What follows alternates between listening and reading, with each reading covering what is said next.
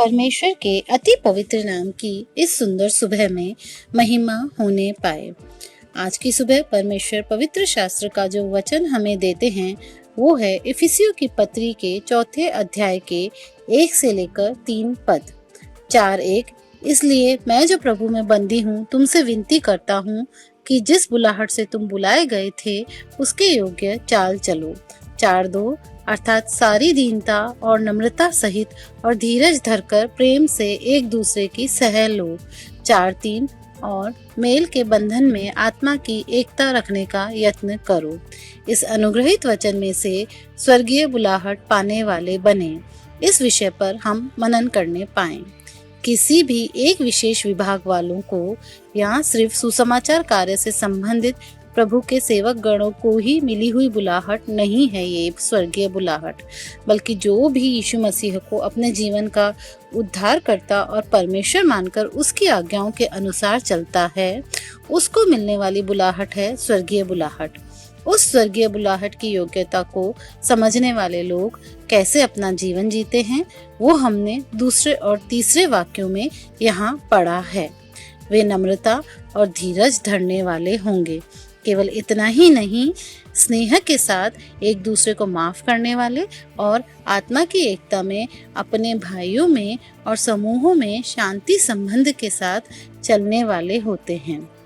इसीलिए तो प्रेरित पौलुस तीमुथियुस की पत्री लिखते वक्त दूसरे तीमुथियुस के 1:9 के आरंभ में ऐसे कहता है, जिसने हमारा उद्धार किया और पवित्र बुलाहट से बुलाया।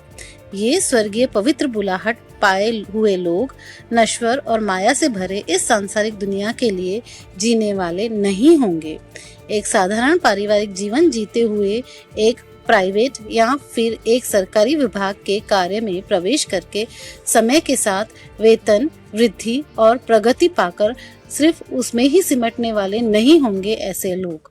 यह सच है कि जीवन को चलाने के लिए और अपनी जरूरतों को पूरा करने के लिए ये बताए गए कार्य जीवन में शामिल करने ही होते हैं, पर उससे बढ़कर उसमें रहते हुए भी सुसमाचार की आत्मा के साथ एक बड़ी जिम्मेदारी को पूरा करने के लिए स्थिर खड़ा रहने वाला या रहने वाली होगी उस स्वर्गीय बुलाहट को पाने वाले। इसलिए एक भक्त कवि ने अपनी कविता में इस प्रकार गाया है, क्रूस पर चढ़ाए गए हे यीशु मसीह, आपके समान एक हृदय मुझे दीजिए। मरते रहने वाले मनुष्य की आत्मा को प्रेम करने के लिए मुझे सिखाइए। प्रभु से मिले रहने के लिए मुझे कृपा दीजिए। जिस प्रेम को मैंने खो दिया उसे ढूंढने के लिए कलवरी क्रूस का प्रेम मुझ में भर दीजिए। प्रियजनों, मनुष्य की जनसंख्या की प्रगति हमें चौंका देगी, क्योंकि यीशु मसीह के जन्म से लेकर 18वीं शताब्दी तक जनसंख्या 100 करोड़ थी। उसके एक शताब्दी बीतने के बाद 19वीं शताब्दी में 200 करोड़ हो गई। फिर 20वीं शताब्दी में प्रवेश करते ही वो 450 करोड़ हो गई। उसके बाद 21वीं शताब्दी के 21 वर्षों के बीतने के बाद वह 700 करोड़ से भी ज्यादा हो गई।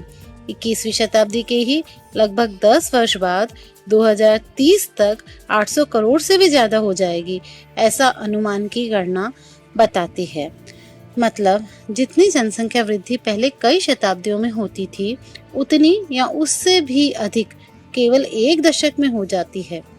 मैंने आज ये गिनती आपके सामने इसलिए रखी ताकि हम में से एक एक के ऊपर जो स्वर्गीय बुलाहट है उसका महत्व समझकर उस सुसमाचार की जिम्मेदारी में हमें भाग लेना ही होगा।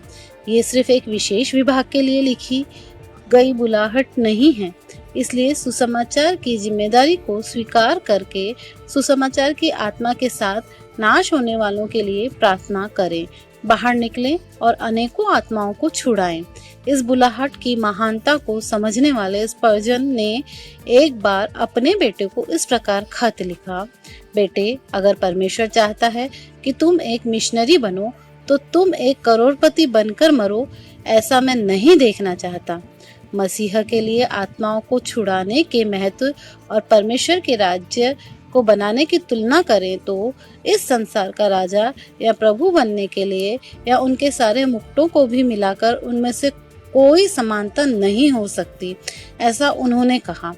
जॉन मॉट नाम के मिशनरी को जब जापान का अधिकारी बनने का अवसर मिला, तब उन्होंने जापान के राष्ट्रपति से इस प्रकार कहा था कि क्योंकि परमेश्वर ने मुझे अपना अधिकारी बना रखा है, इसलिए दूसरी बुलाहटों को सुनने के लिए मेरे कान बंद हैं। इसलिए प्रियजनों, हम परमेश्वर की बुलाहट पर पाकर परमेश्वर के राज्य में काम आए। आप सबका दिन अनुग्रहित हो। आमीन।